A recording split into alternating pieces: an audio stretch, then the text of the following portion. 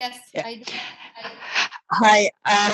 I would like to ask you some questions. Well, a question basically about being a refugee in Europe, because you talked about this. 20 years ago, I worked in a refugee centre in my country, in the UK. I speak Farsi and I speak Arabic, so it was very useful for me to practice my languages. And sometimes I don't think people completely appreciate just how complicated it is for Western countries to deal with the situation of refugees. So in the refugee centre I was in, there were refugees from Somalia, refugees from Iraq, refugees from Afghanistan, refugees from Iran, refugees from Palestine, and there are issues with refugees, well, coming to the UK, but it must be the same for Spain, of where do people get housed. So if you if refugees are housed in poor areas, then people in those areas in poor parts of Manchester, where I was working, for example, get angry because the schools have to have extra resources which they're not being given. But if the refugees were housed in richer areas, and the poor would get angry because why do people come in and get a house in a nicer area than I have, having lived here all my life. My question, I suppose, is this: we have to help people from countries that are being treated badly. But there are two things going on. One is, what can we actually do about so many countries in the world with conflicts, when refugees are coming from so many places, to stop the need for there to be refugees in the first place?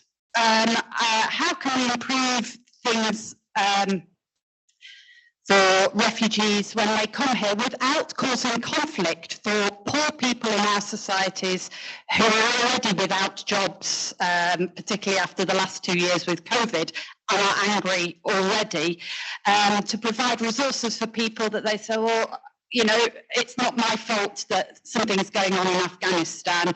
Why should I get involved? And people say, oh, but this is racist. It's not necessarily racist. It's your everyday circumstances where Spanish people at the moment are struggling to eat. So my question is, firstly, what could the Spanish government be doing more to ensure refugees have good conditions when they come here without harming Spanish people? But secondly, you talk about not causing an armed conflict in Afghanistan, which I agree with. But if there is famine and poverty in Afghanistan, how are Western governments going to help Afghanistan without essentially helping the Taliban as well by giving aid? I suppose there are a few questions there. I don't know. I'm just confused about how the West can generally help Afghanistan realistically and help refugees, and essentially enable a situation where Afghanistan can flourish again in the future, with Afghan refugees going back to a country that is healthy, where they can thrive and the culture can flourish again. Thank you very much for all your questions. Do you hear me well? Yeah? Sorry? Can you hear me well? I can hear you. Okay, okay, perfect. So thank you so much for your question. In case of refugees, if I want to summarize my answer, I want to say that refugees don't need to very beautiful area, buildings. We are not coming for buildings and receive like good life condition. What we need is education and work. So when we got work, job opportunity, we can decide where we want to live and how we want to live. What I claim and ask for refugees, like, please open the university's door, because a lot of refugees, they are coming from other countries in order to receive education, to get better their life, and they don't get access in universities. The condition of universities is that you cannot bring your papers from your own country. I am asking, like, okay, we cannot receive that document, so we cannot bring you, but please give me an opportunity. I will come to the class. I will sit down as a normal student. I will study. I don't give me certificate if I am not qualified. If I not pass the exams, if I didn't I didn't come to the classes and didn't follow the classes, so don't give me a certificate. But if I am able and I have the same talent of with like another Spanish students, so please allow me to get opportunity and make a dignified life for myself and for my family. Job opportunity and study is the most important things for refugees, because like this, I will relation this with the second question, the hate. Because if we refugees have education, knowledge, and we are able to understand the situation, we are the good bridge for our peace, for peace in our country. We can take the hits like what I'm doing now. Through my organization, what I'm doing, when I got opportunity here to study international development master, and I finished my degree here, I managed to to create my own organization, and I'm helping 300 women in my country. Without education, without opportunity of work, this will be not possible. So I, of course, the Taliban is in my country, and the Taliban now we don't want to help them. We don't want to receive give them support, but we can give support to women and children. What I'm doing, people are asking me how you're doing. I'm saying, okay, I transfer this money to those women and children that I know. Like me, there is 1,000 other women in Europe, Afghan women, that they very well know how it is going on in their country, who is warlords, who's involved in the war, who's not. So we can help them to support our people. So it's all we need is opportunity. Could I just follow up? So basically, you're acting, which I actually think is really nice, as kind of diplomats here that goes away from having to go through the Taliban for Western governments. Excuse me, just take the mic a little bit away, because your voice and I can't hear. Yeah. No, I like what you're doing, which is, can you hear me? I like what you're doing, which is you can directly get aid to people in Afghanistan while avoiding the government, which I completely agree with. But it still doesn't stop the fact that after the last 2 years in particular, a lot of Spanish people don't have jobs. So when refugees are saying, what we need are jobs, yes, I know, we all need jobs. But there are lots of people. How is that conflict going to be resolved? Because it looks like it's going to get worse. And people say this is about racism. I don't think it is. It's just about people's ability to survive and have jobs. In a world that's jobs are being automated, and what's happening in, for example, agriculture here in Spain, immigrants are doing jobs in bad conditions for lower pay than Spanish people would. And this will cause conflict when Spanish people themselves or British people in my country can't get jobs. And I just don't know if there's an answer to it. But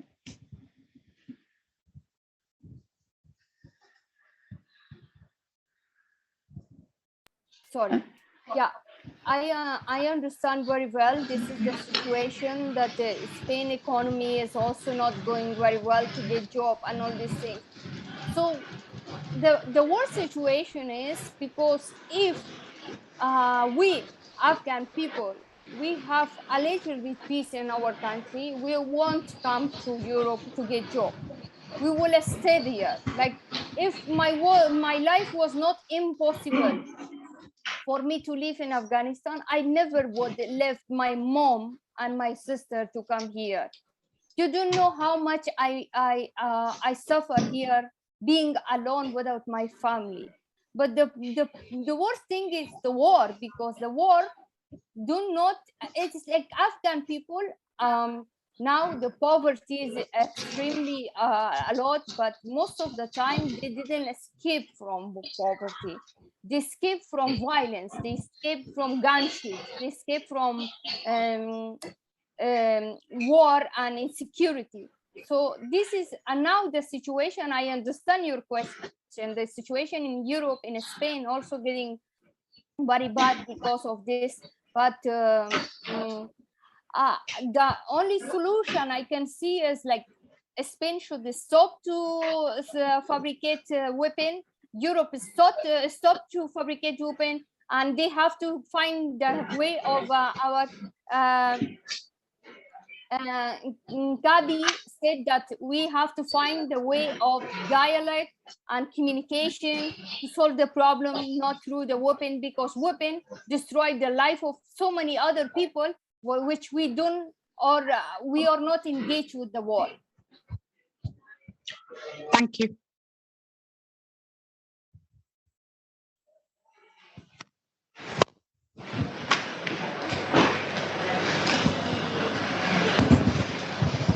Lola va a intervenir y luego te daré la palabra a Inés. I'm going to give the floor to Lola and then to Inés.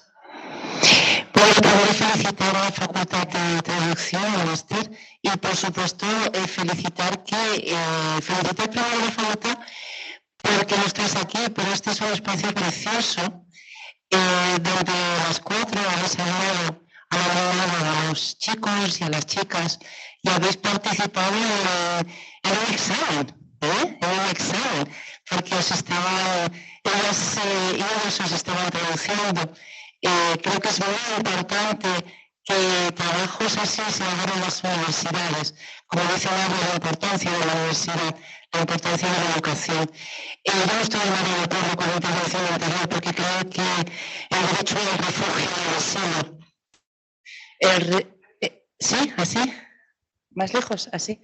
El derecho al refugio, al asilo, es un derecho fundamental, está dentro de lo que es el derecho internacional, y que las penurias económicas, las penurias que podemos tener en cualquier país, Occidente, Oriente, del norte, del sur, del este y del oeste, tenemos que trabajarlas entre todas y entre todos. Tenemos grandes ejemplos. Este país, precisamente, en su guerra, ha tenido muchísimas personas que se tuvieron que ir en nuestra guerra civil, muchísimos refugiados, y tuvimos la gratitud de muchos países, pues se me ocurre Colombia, México, que nos acogieron. Ese acogimiento es necesario porque precisamente este primer mundo, que también tiene pobreza, por supuesto, en nuestros barrios, pero este primer mundo es el que asola también ese otro mundo donde se están realizando los conflictos.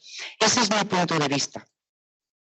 El mundo se tiene que establecer en base a la paz y a la solidaridad entre todas las personas que habitamos en él. Y me preguntaba, yo creo que todas habéis hablado de la resolución 1325, Mujer, Paz y Seguridad, la resolución que inicia Kofi Annan en el año 2000. Precisamente de esa habéis hablado todas vosotras, el tema de la negociación, la necesidad de que en las mesas de negociación de la paz estén las mujeres, como por ejemplo el caso que ha comentado Fabiola, de más de un 40%, o el caso que ha comentado Inés, ¿no? A mí me gustaría saber, en estos momentos, a 22 años de la ratificación, de que exista esta resolución, la resolución 1325, en qué estado, en qué situación se encuentra, por parte de Naciones Unidas, por parte de ONU Mujeres, que sería su competencia, ¿no? Porque yo quiero destacar que en esta resolución hay un punto también muy destacado, que es que se tiene que asistir económicamente y todo tipo de asistencia a las organizaciones de mujeres de los países en conflicto. ¿no? Hay que darle asistencia y ahí se destaca el papel que tienen las mujeres, precisamente lo que habéis dicho todas vosotras, ¿no? Para conciliar la paz, para llevar a efecto desde la comunidad, desde las redes de mujeres, para consolidar la paz en sus países. Muchísimas gracias por vuestras intervenciones.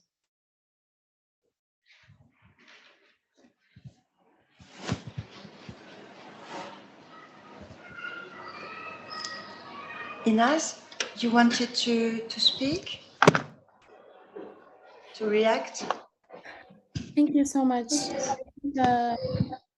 Lola, the speaker, she kind of like mentioned the need for our shared responsibilities in our global world today. I think the matter of refugees, and I also look back about the issues and the crisis of migration in Libya, which are probably in Europe, you're hearing a lot about. While the question of one of the participants is not necessarily racist, but the question is very embedded in a very conservative racist discourse that is coming to Europe. Like in the case of Libya, for instance, making sure, like in Italy, I've been watching this in the Italian parliament, that Libya is a safe space, just as an excuse to push migrants in Libya. Libya is a safe space. And this is one of these attempts, and also the discourse of fear in our world today. It's like us people coming from the global south, taking the jobs of the people in the global north. This is a very problematic discourse, because I do believe in that, in an inclusive, just, peaceful society where everyone can be part of it, and especially the refugees, who are like the largest vulnerable population. And going back to the international human rights agreement and taking all these normative international obligations to member states, it's very important to think about it. We always say this: when you bump, you pay.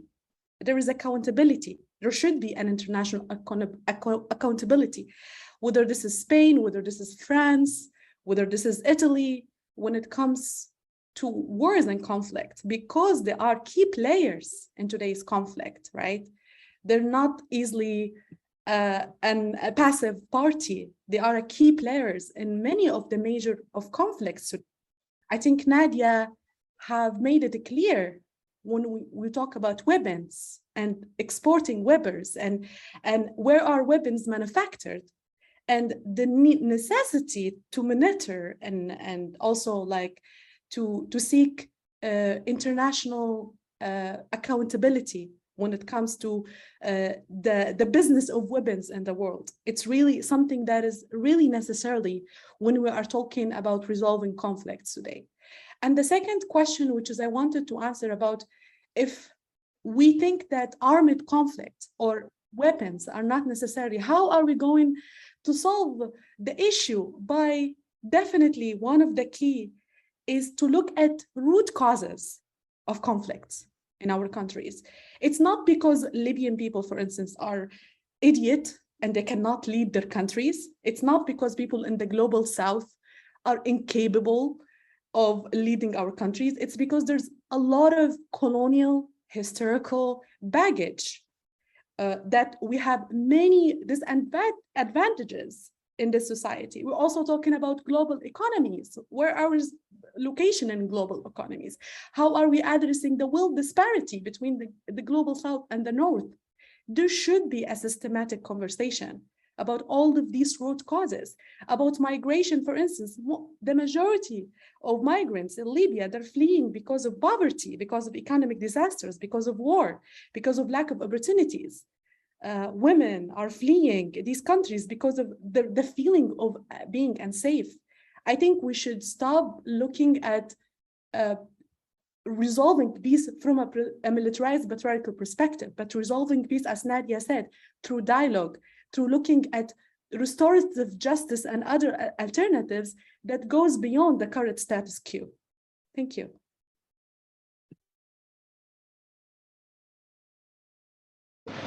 Thank you, Inaz. Thank you so much. ¿Alguna pregunta entre el público? ¿No?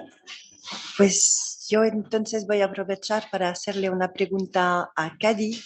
Je vais poser une question à Kadi. Inas parlait de justice et justement et de prévention. Et je voudrais revenir sur la justice. Et je voulais savoir si ces terribles viols commis en RDC restent toujours dans l'impunité ou si la Cour pénale internationale est arrivée à punir certains criminels pour ces méfaits. Merci beaucoup pour la question. Mais disons qu'il y a deux aspects par rapport à cette situation.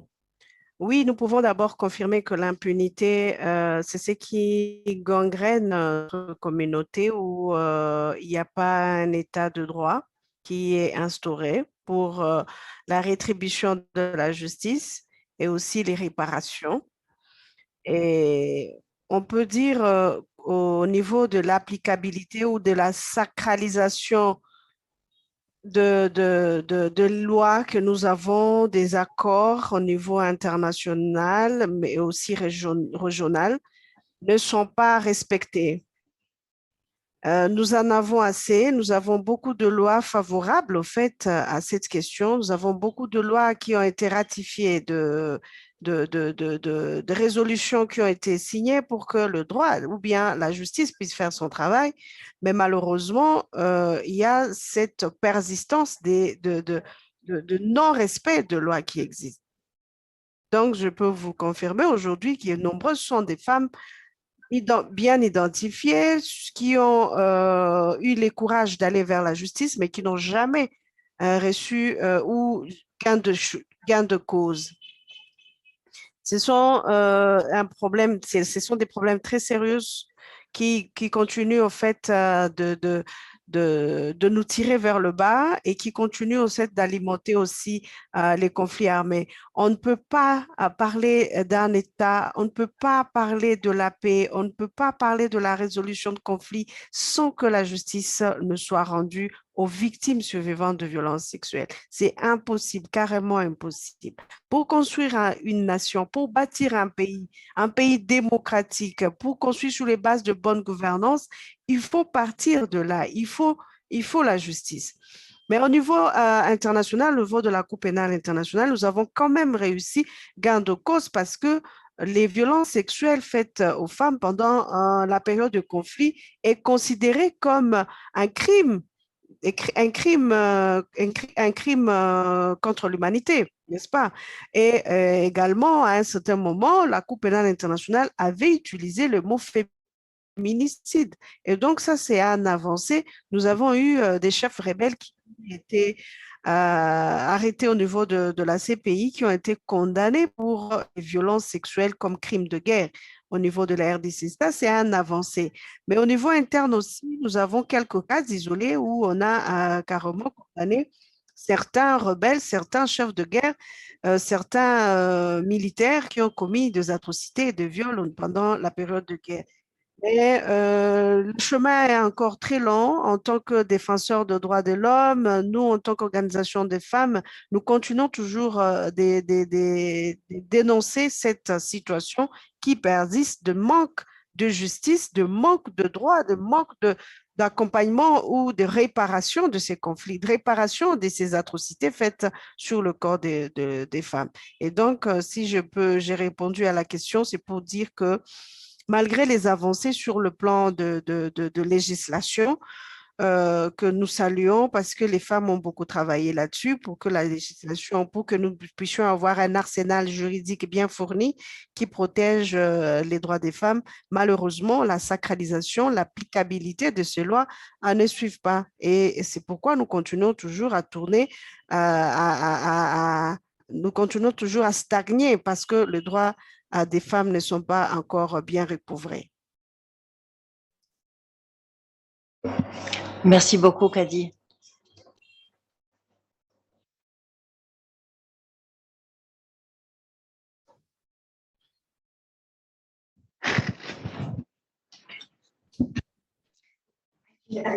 ¿Así? ¿Sí? Así. Hola. Vale. Buenas tardes a todos. No tengo preguntas, solo me gustaría añadir mi voz como una refugiada de Yemen aquí en España. Y muchísimas gracias a todos que presentan tienen presentación hoy. Y lo siento por mi español, pero voy a intentarlo. Y soy refugiada aquí y aprendiendo el español aquí. He salido de mi país por la guerra. Pero toda mi vida intento luchar en mi país de la violencia. Ha tenido violencia familiar. Intento estudiar, salir de mi casa, trabajar. Ha tenido una vida dura, bastante dura. Pero eso no es el que me razón para salir de mi país, sino es la guerra. Así que gracias Nadia, porque ella también ha dicho varias cositas en este tema. Y como refugiada, el más importante creo que para los refugiados aprender el idioma, es verdad. Y también creo que como países en Europa, a mí me parece falta aquí en España programas de entregar los refugiados en este país, porque no es fácil, la verdad, ser refugiado no es fácil, es muy, muy, muy difícil. Otra cultura, otro idioma, todo es diferente, pero eso no significa que no podemos, sí podemos, por supuesto podemos, pero ¿cómo? Eso es lo más importante. Y si hay problemas que estos refugiados o estos inmigrantes no pueden entregarse en esta comunidad, tenemos que ver por qué. Quizás en su lado o quizás no en la comunidad, puede ser.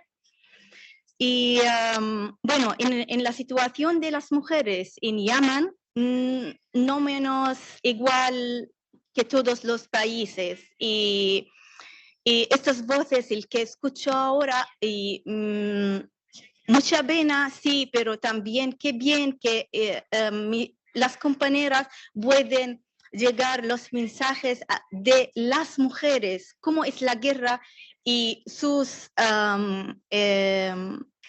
inspiración para participar en la paz. Y muchas gracias a todos. A ti.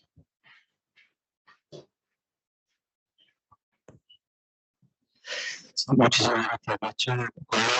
De que yo no era uno de los países de los que no se suele hablar y lamentablemente no podíamos incluirlos todos hoy, pero lo anotamos para otra ocasión. Sí, sí, es una guerra terrible, lo sabemos, donde está muriendo muchísima gente con responsabilidad occidental también, pero el envío de armas Sí, por el envío de armas a las... Lo estoy dejando, ¿no? ¿Un poco más? Vale.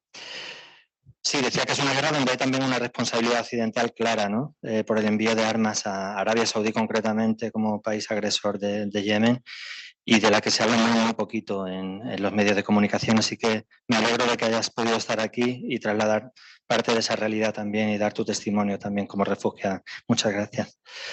Y ahora yo quería hacer una pregunta a Fabiola, ya aprovechando que tengo el micro, o quizá mejor ahí porque se va a oír mejor.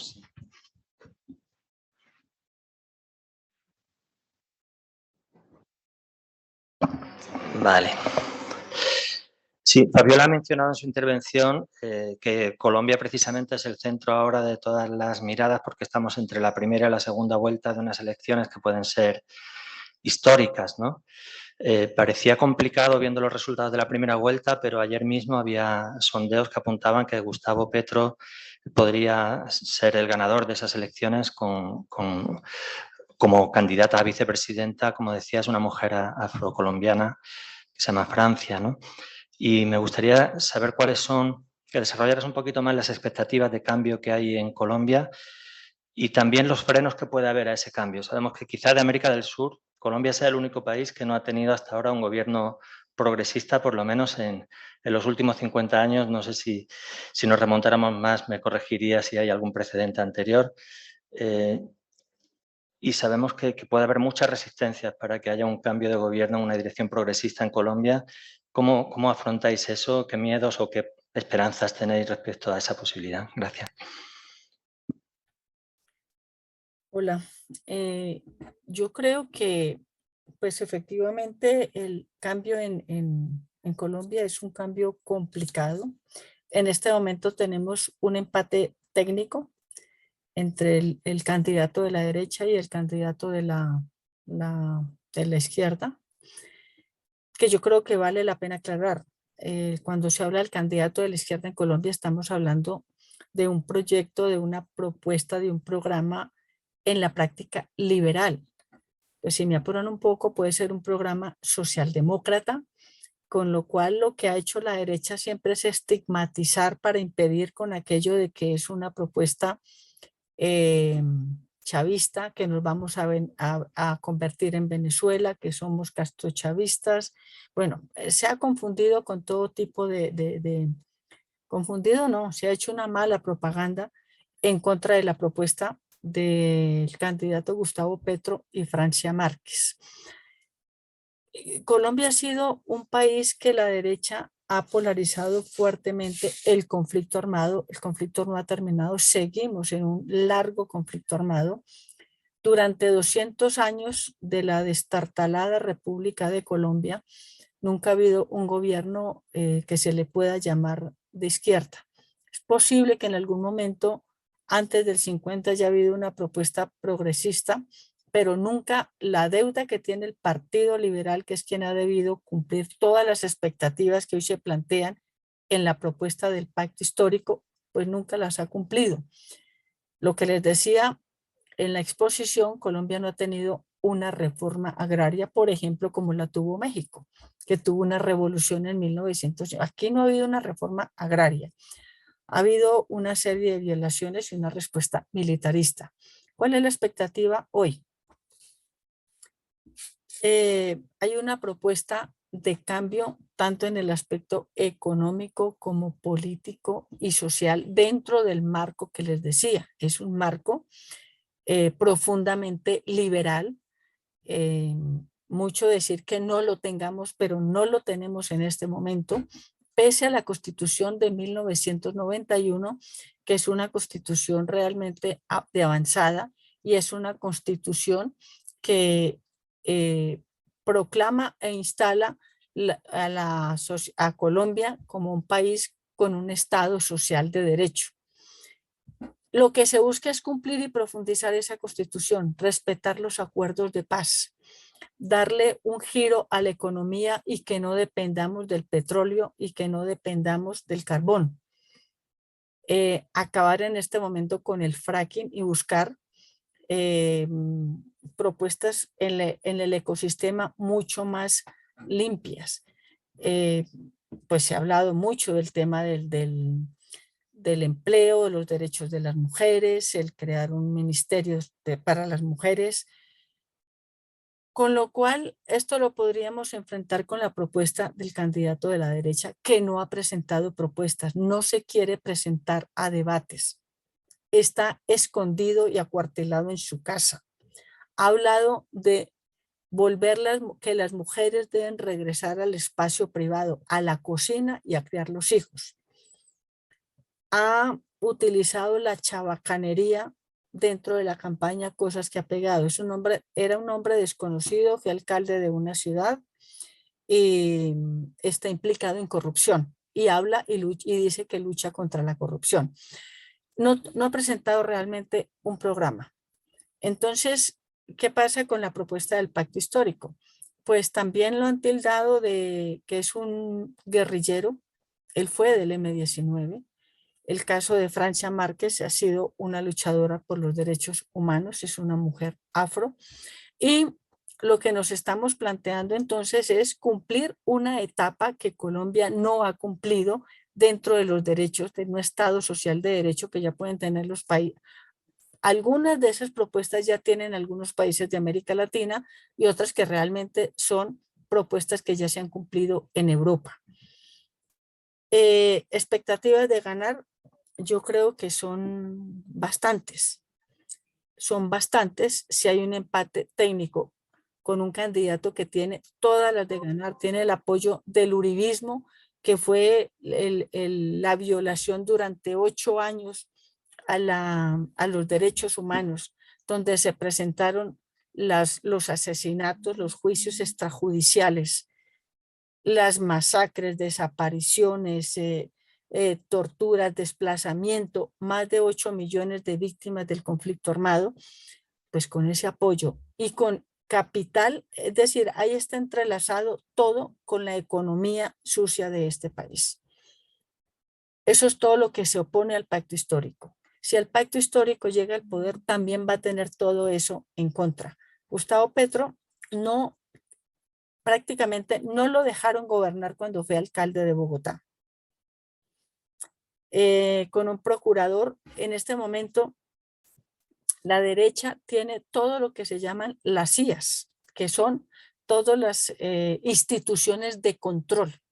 La Procuraduría, la Fiscalía, la Defensoría del Pueblo, todo está en manos de la derecha en este momento. Fueron asignados realmente a dedo y los amigotes del actual presidente saliente, que realmente este presidente, el que sale, Iván Duque, cumplió, eso hay que decirlo,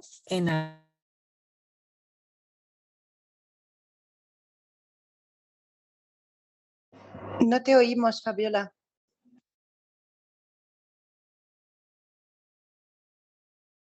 Tienes el micro apagado. Se ha apagado tu micro.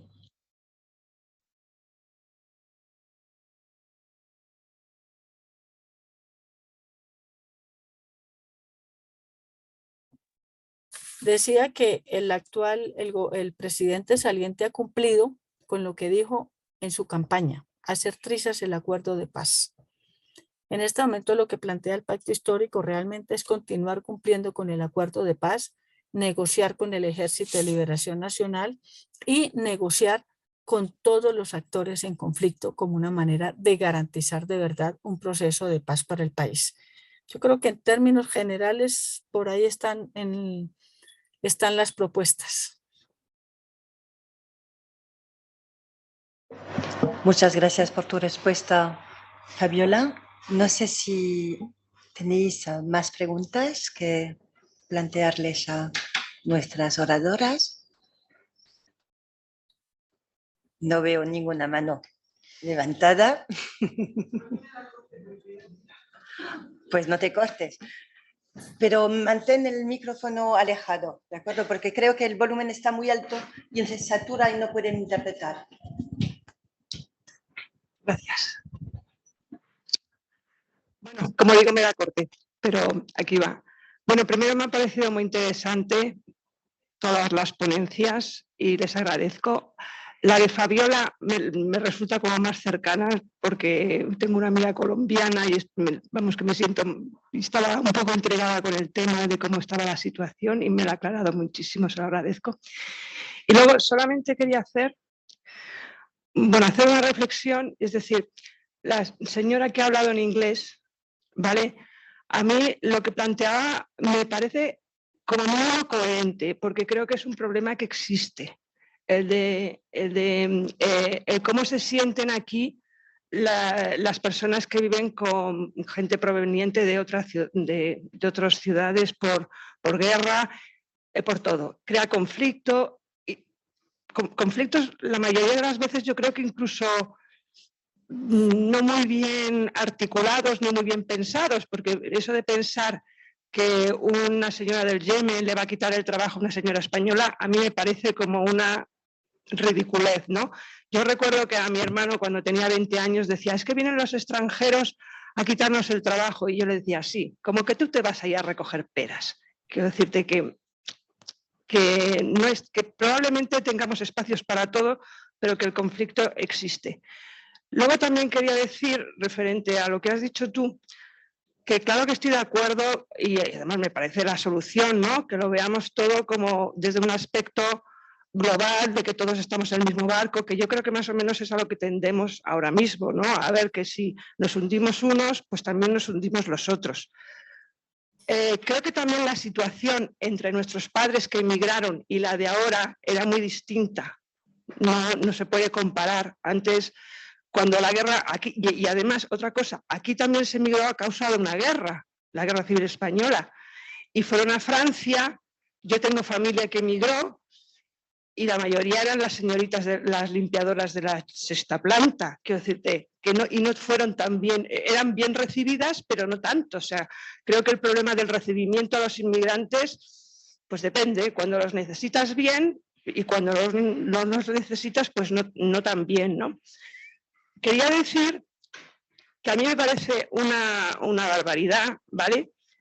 Que uno tenga que emigrar de su sitio, de donde ha nacido, por la fuerza, porque está pasando hambre, porque hay una guerra, porque los están violando. Y esto me parece a mí como una lotería. Yo resulta que no tengo problema porque he nacido aquí y ellos, porque han nacido allí, pues tienen un montón de problemas. Y siempre digo, pues mira, tú qué bien. Yo a veces, no es una frase mía, se lo escuché a Damián Estifrón, un director argentino, que dijo que si fuera un migrante sería un cabrón. Yo probablemente también. Es decir, porque es verdad, son maltratados y tal. A mí la situación que hay ahora mismo me parece en el mundo muy compleja. Una ponente ha hablado de justicia restaurativa, me parece muy bien, o sea que hay cosas que están muy bien, pero luego hay muchas cosas que no entiendo y no sé tampoco, no creo que sean tan difíciles, no creo que sean tan fáciles de llevarla a la práctica. Entonces, por ejemplo, me ha gustado mucho la actitud de la señora esta del Congo, que habla de que lo primero de todo es un Estado de Derecho, de que eso es lo que hay que defender, porque mientras que no está eso, todo lo demás se pierde. Y ya está. Y supongo que se me pueden ocurrir más cosas, pero no voy a decir nada más. ¿Y qué cosas? Por ejemplo, de las armas y Ucrania y tal, ¿qué hacemos? O sea, hay cosas que dices tú, vale, no son tan fáciles. Entonces, igual las bases del paso a paso y de saber lo que es importante, por ejemplo, lo del Estado de Derecho, me parece que es el principio. Y dentro de lo que cabe, el respeto a las situaciones difíciles que pasan las personas. Y como ya no sigo porque me estoy liando, pues ya está. Muchas gracias. No sé si alguna de las oradoras quiere reaccionar a esta intervención.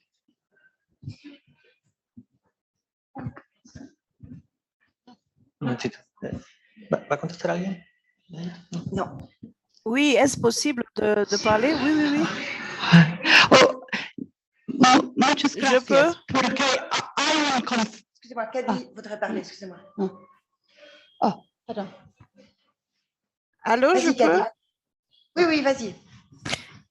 Oui, je voudrais en fait intervenir par rapport à la première question qui m'avait un peu touchée parce qu'on a parlé de la migration et on a dit qu'il y a un problème de réfugiés ou des immigrés qui prennent les travails de nationaux. Et c'est vrai qu'on sait que, je prends l'exemple qui a été donné, en Espagne, il y a un problème d'emploi, les nationaux eux-mêmes ont un problème d'emploi et les immigrés qui arrivent créent toujours des tensions et des problèmes, ainsi de suite. Alors, je ne voudrais pas non plus finir cette conférence sans pour autant donner mon point de vue par rapport à cette situation.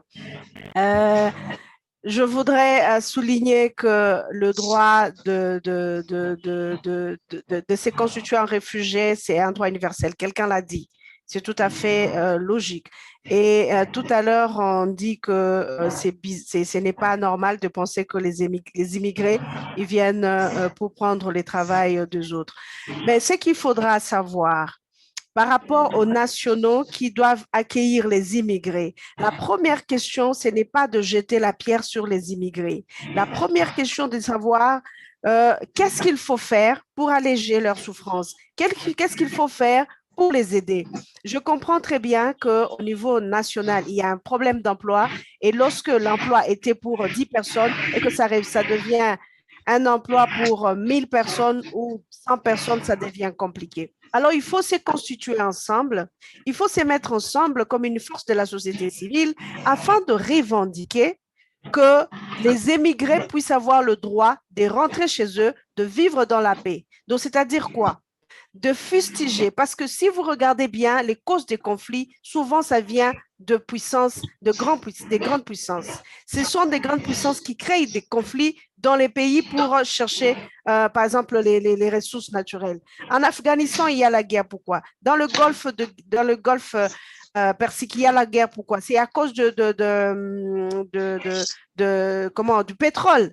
Si on regarde bien, c'est à cause du pétrole. Alors, pourquoi ce même pays qui crée la guerre, qui font la guerre et qui ne veulent pas accueillir ou bien ne veulent pas prendre soin des immigrés, qui ne veulent pas avoir une bonne politique qui respecte le droit de l'homme en faisant une bonne politique pour l'accueil des immigrés? C'est 2 poids, 2 mesures. Moi, je pense que la société civile devait se constituer au niveau de pays qui accueillent les immigrés pour faire pression à leur gouvernement pour qu'enfin qu'ils puissent arrêter non seulement de vendre la guerre, de vendre les armes, mais aussi de soutenir les conflits dans les pays où il y a des conflits, afin que nous puissions tous vivre dans la paix et chacun dans son pays. Parce que je peux donner un exemple dans mon pays. Il y a des rapports qui ont été faits pour dire que tel pays est, on a cité 2 pays, les États-Unis est derrière la guerre au Congo, la France est derrière la guerre au Congo, la Belgique est derrière la guerre au Congo, n'est-ce pas?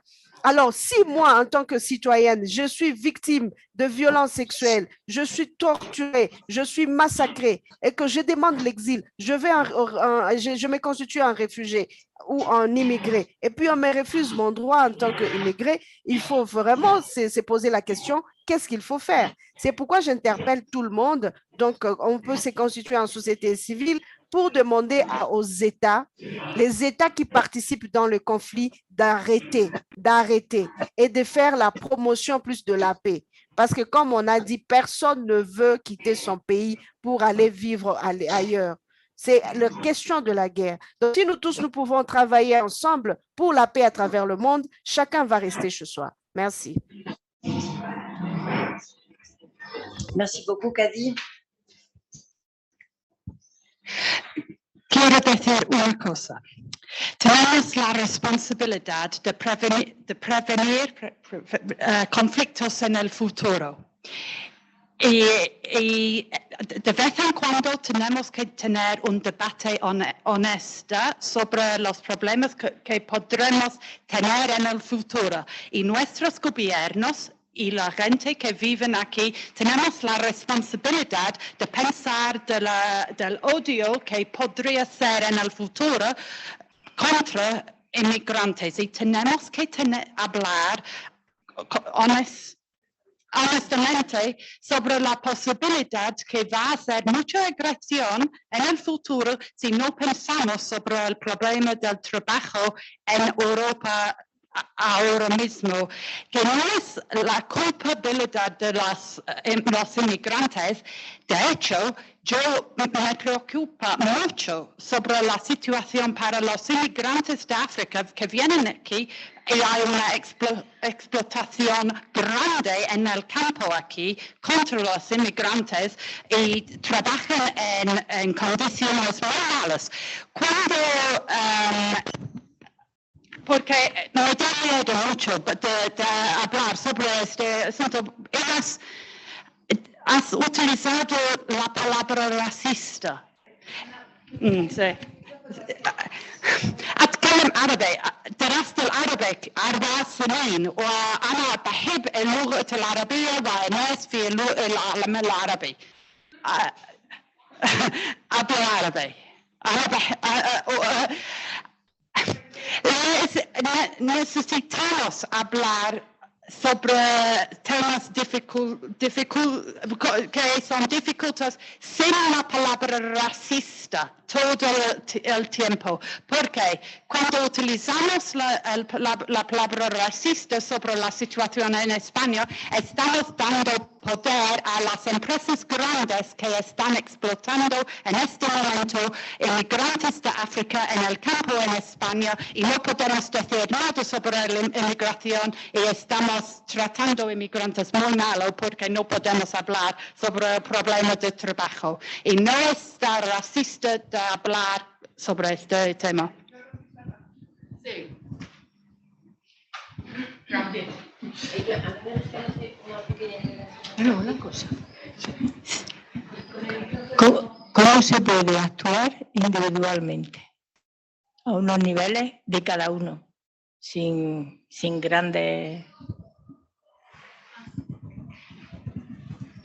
Y yo solamente quería apuntar que a lo que tú has dicho, la palabra racista se tiene que decir cuando existe racismo. El racismo está incrementándose cada vez más en nuestras sociedades. Y un dato, si tenemos miedo a que nos van a quitar el trabajo las personas que migran de otros países por temas de conflicto armado, medioambientales, muchos de ellos, como he dicho, generados por nuestros propios países, ¿no? Nos vamos a las noticias que salieron esta semana, y el ministro de Trabajo español dice que necesitamos mano de obra que tendremos que pedir.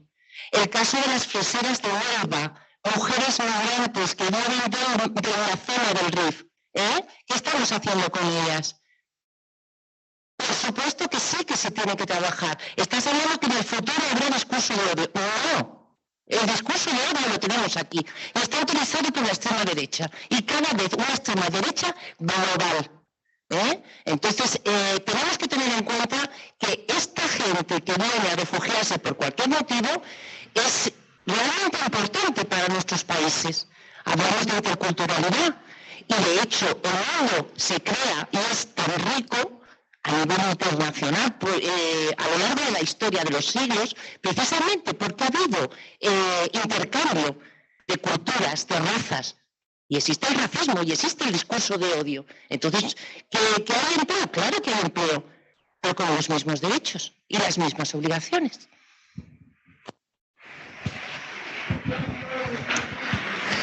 Es que no tenemos mucho más tiempo ya, pero bueno, si hay alguna intervención breve... Sí. Contestando, es que Lola, que exactamente, que yo estoy de acuerdo contigo. El tema está en que, y creo que aquí todos debemos estar de acuerdo, y que, por ejemplo, como tú bien has dicho, hace nada, unos días, salió el ministro que hacen falta aquí trabajadores.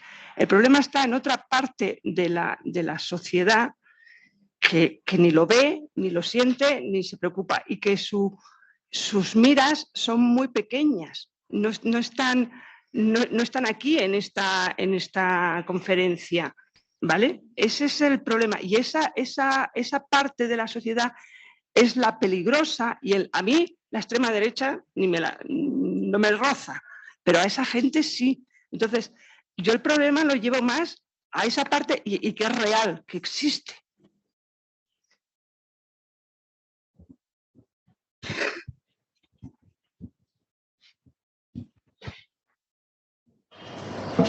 Muchas gracias.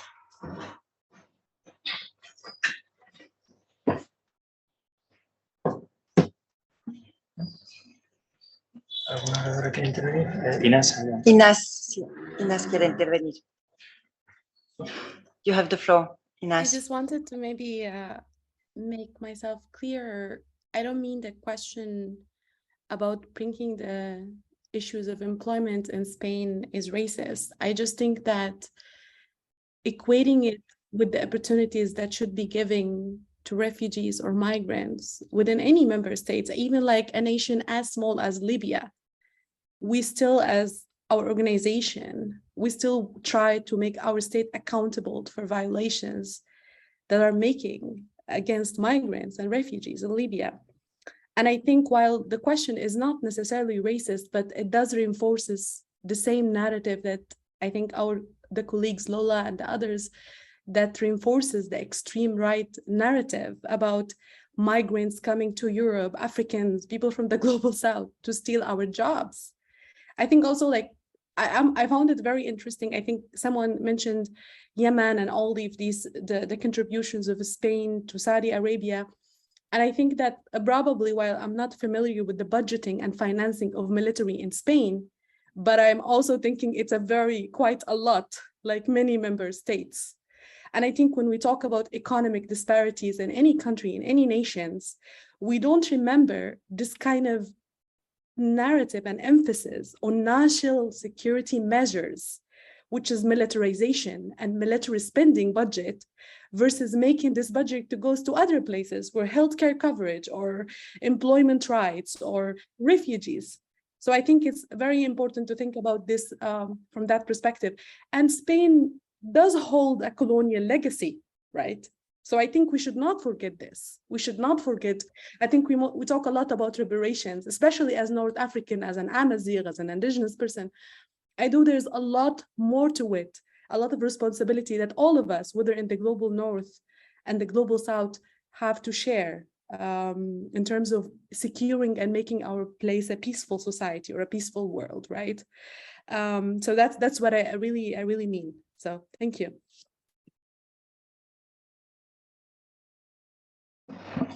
Sí, gracias, Inés. Una vez más, se trata de prioridades que establecer, ¿no? ¿Por dónde empezar? Está claro que queda mucho camino por recorrer y muchas cosas por cambiar, y que no es sino juntos o juntas como vamos a conseguirlo. Solidaridad, compartir con los que vienen, y no olvidar efectivamente que nosotros en Occidente no recibimos a muchos refugiados comparado con los países limítrofes de los conflictos, ¿no? O sea que tenemos ahí un prisma, unas gafas puestas del revés a veces, y no se puede olvidar. Es verdad.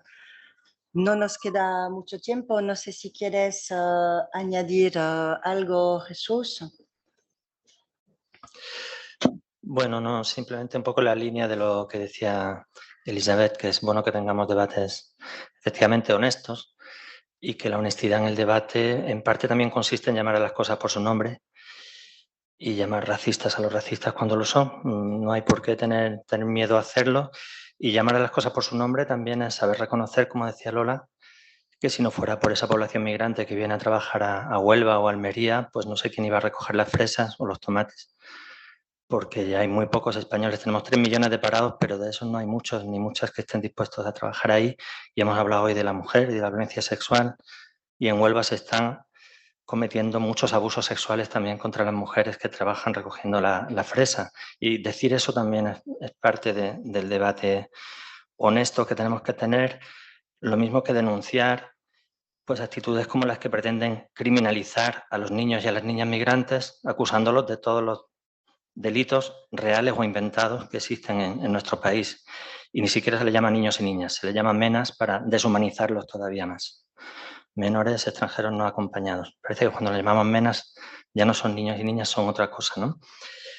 Creo que el debate honesto también va un poco por ahí, por la necesidad de hacer pedagogía y de contrarrestar esos discursos del odio que efectivamente no son una amenaza para el futuro, sino que son, por desgracia, una realidad muy, muy presente y muy hiriente en nuestras sociedades, ¿no?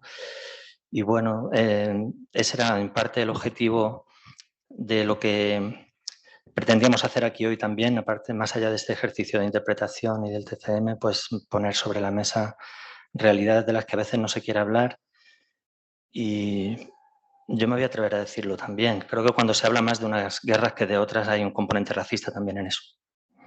Y si ahora solo se habla de Ucrania y ya no se habla del Congo, ya no se habla de Yemen, ya no se habla de Afganistán o ya no se habla de Colombia, país donde yo creo que mucha gente en Europa ni siquiera es consciente de que ha habido guerra alguna vez, o como muchos la asociarán con alguna guerrilla y no con las muchas de las que ha hablado Fabiola, ¿no? Hoy, y con los paramilitares que también estaban, y con la violencia del propio ejército. De todo eso se habla muy poco, ¿no? Y creo que los debates honestos también nos obligan como universidades a poner esos temas sobre la mesa y tratarlos con total franqueza y sin miedo a llamar a las cosas por su nombre. Y muchísimas gracias otra vez y felicidades a nuestras intérpretes y a nuestros intérpretes por el trabajo enorme que han hecho. Nos hemos tenido 1 hora más de lo previsto aquí.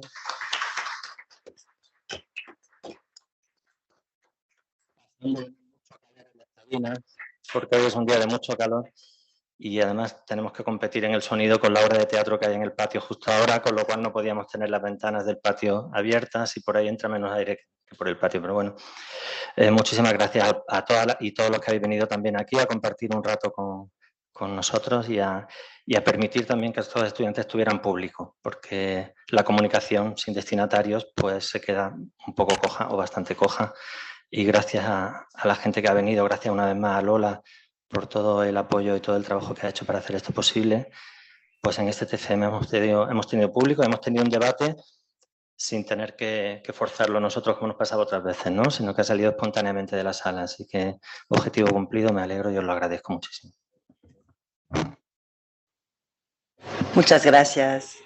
Thank you very much. Jesús. Have a good time. Thank you. Thank you a lot.